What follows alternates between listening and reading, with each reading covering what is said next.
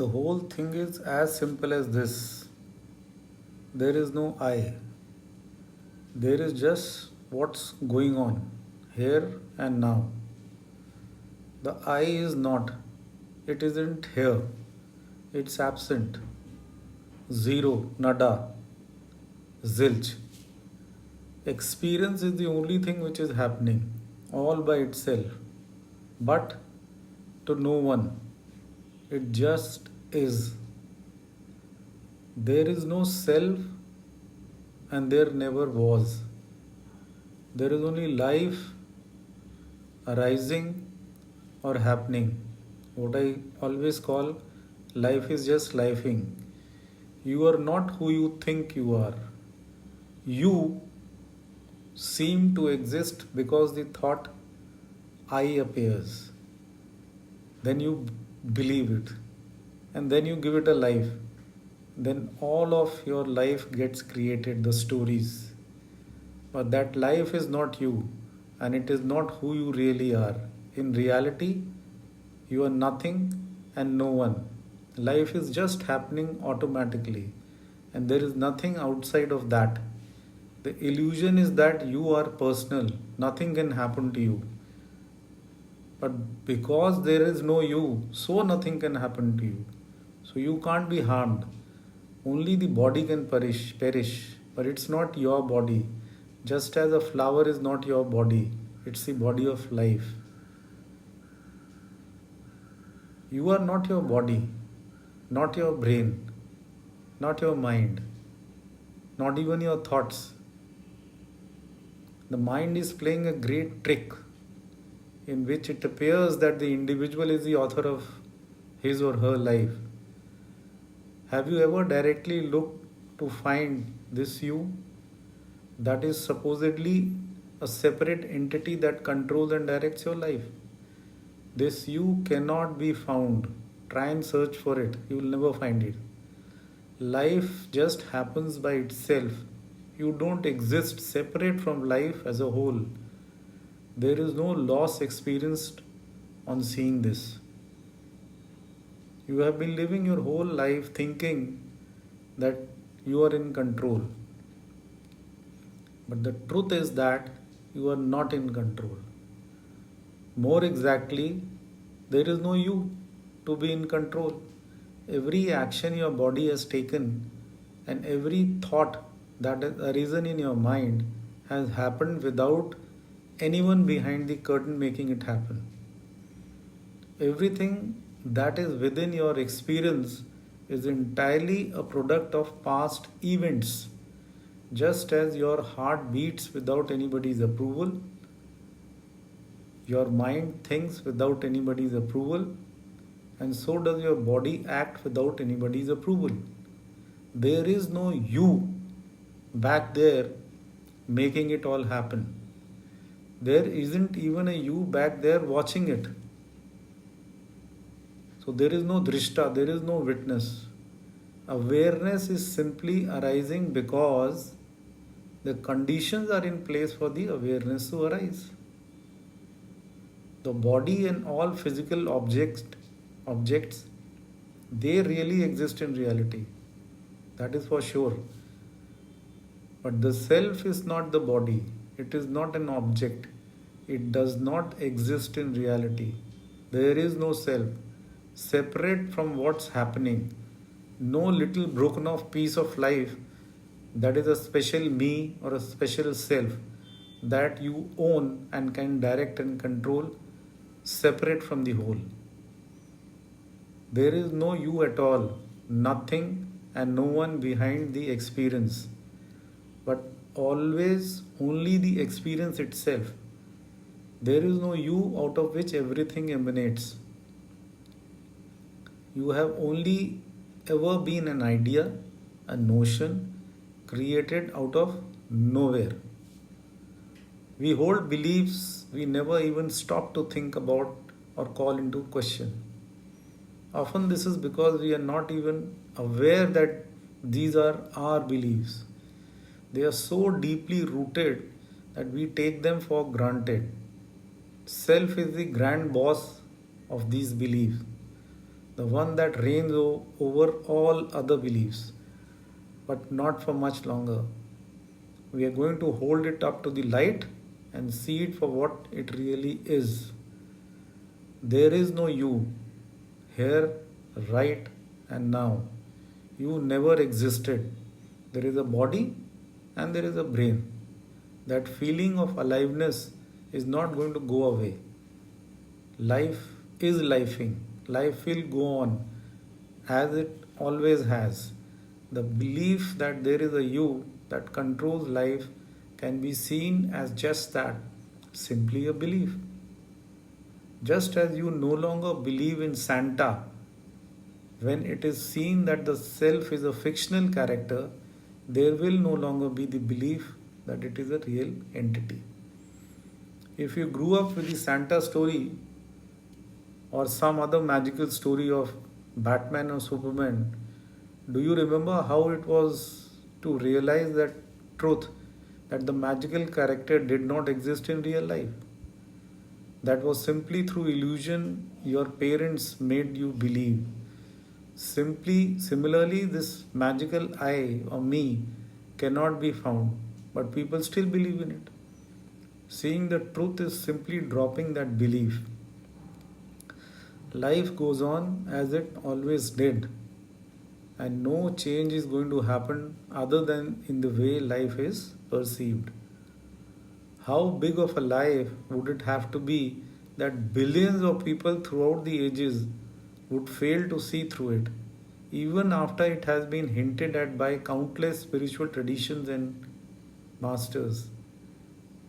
It would have to be the last thing we would ever question, an assumption we are so certain of that very few would have the nerve to question its certainty.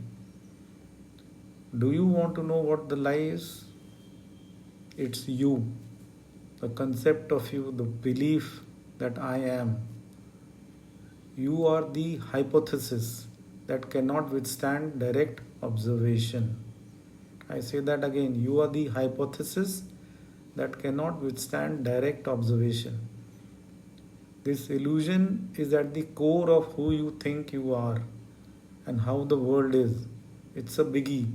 All the concept you use every day and take for granted will be seen in a new light when we go through this.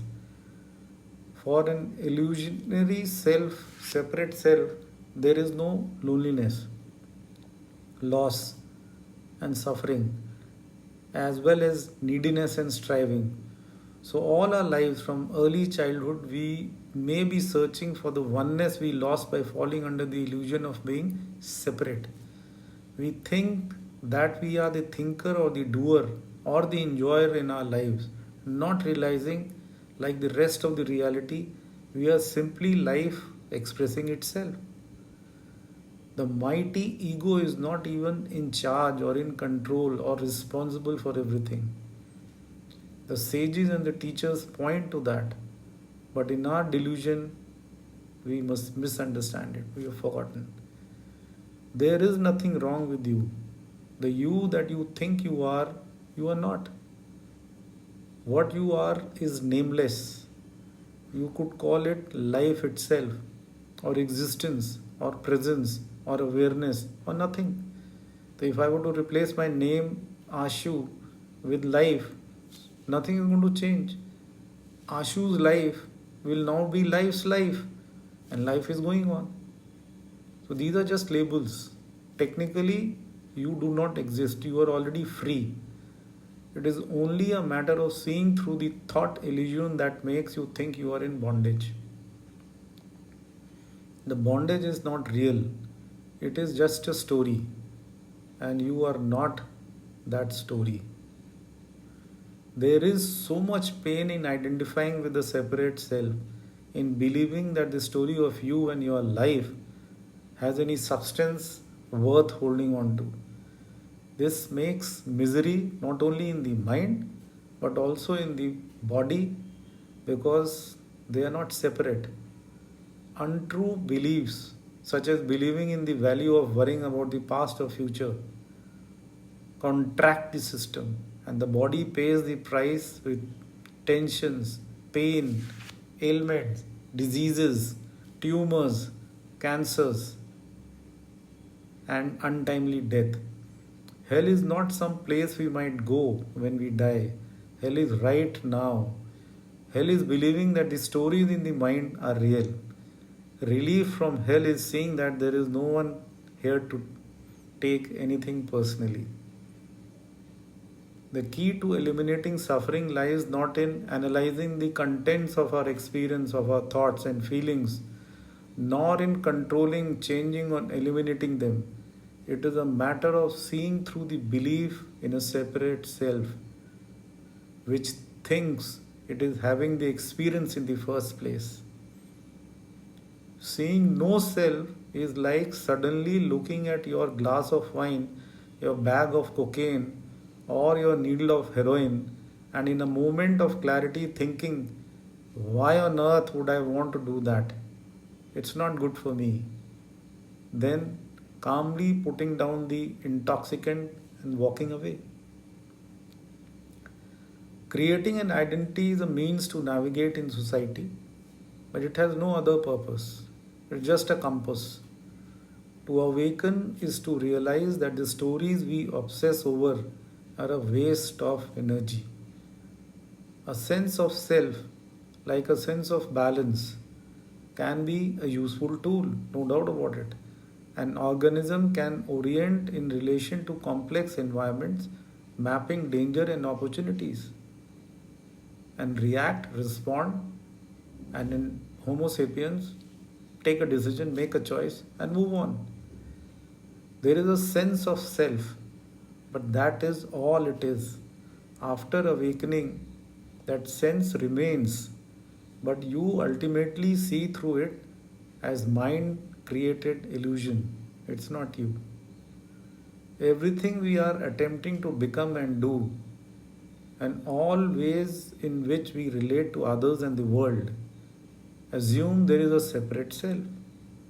This false assumption is so deeply unconscious and so central to our interpretation of everything that is happening to us that we are able to speak from its viewpoint at great lengths and still not see that we believe something that is untrue. This assumption must become conscious and it must be examined in the light of reality in order for the truth to be seen. The brush cannot own the creation of the painting, and all the different brushes, the so called humans, have their own unique ways. The thoughts they believe and the things they do, all different. It brings such a beautiful palette or tone to the painting. They are choosing the colors to paint with, so to speak. But simultaneously, they have no choice in what's been chosen. There is no me in any shape or form in reality. There can be a thought created I in a story told about me, but the thought created I doesn't refer to anything at all. It's just a thought. So without a me, there is no longer the possibility of being hooked into the story that the me thought is real. With no I or me, there is no attachment to the joys or suffering, pains or sorrow.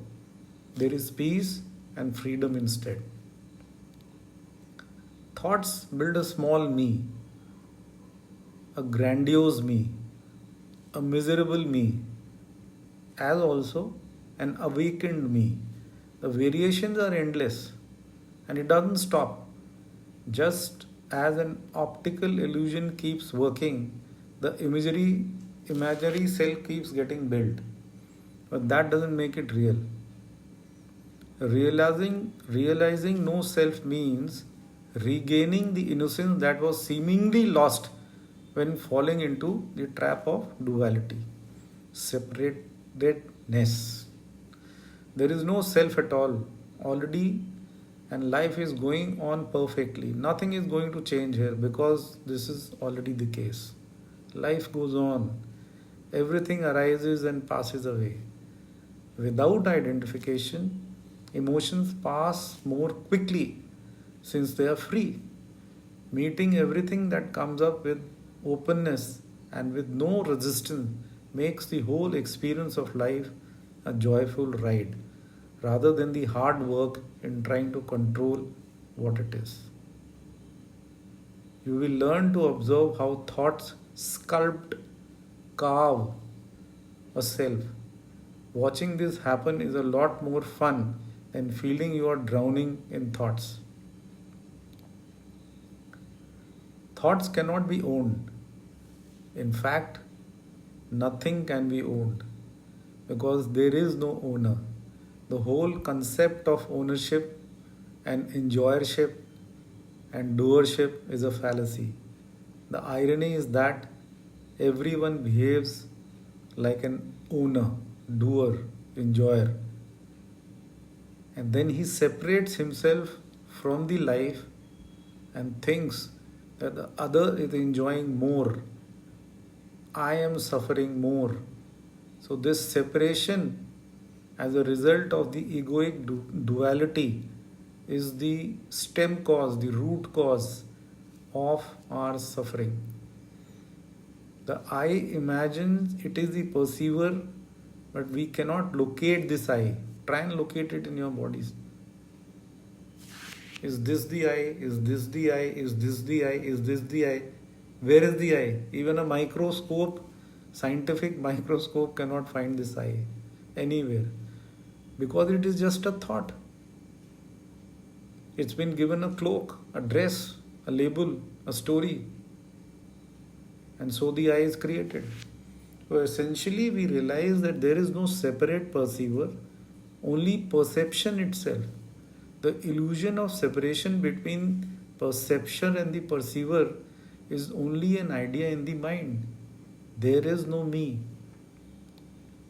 This isn't about making the sense of being alive stronger or making more clearly experience. It's simply about seeing what is real. There is This is not deep, it is not a trick. To look at the you or the I inside is not a trick. When you start looking deeply, you will find out for the real that the I is only a thought, a group of thought, a collection of thought, a collection of thought which has emerged as a story, perception, beliefs, concepts. It is all illusionary. Nothing is there other than your body, your brain, and a heart that pumps, and a nose and a lung that breathes. It's as simple as that. It is just looking directly in your experience to see if whether there is a you doing the experiencing or whether the experience is just being experienced. Please don't believe anything but ruthlessly test it out for yourself. This is not about replacing one set of beliefs with another. It is about checking out for yourself in real life what it is that actually exists. We are not looking for a new belief system here. We are not pointing to an observable fact that there is no you in reality. The only place you will find a you is in your story. Nothing that is untrue can withstand the true. It falls away, falls apart. Reality, truth, what is real can never not be abiding, no matter what. So try it out, experience it for yourself. Don't believe anything. Don't replace this as a fresh belief system. If you can experience it scientifically and then arrive at a conclusion that technically there is no I, there is no self. Life is just lifing. It's a beautiful thread. Let it just life. Live in the life, live in the now. Don't be separated and don't get too involved in your egoic I. There is no I. Thank you very much.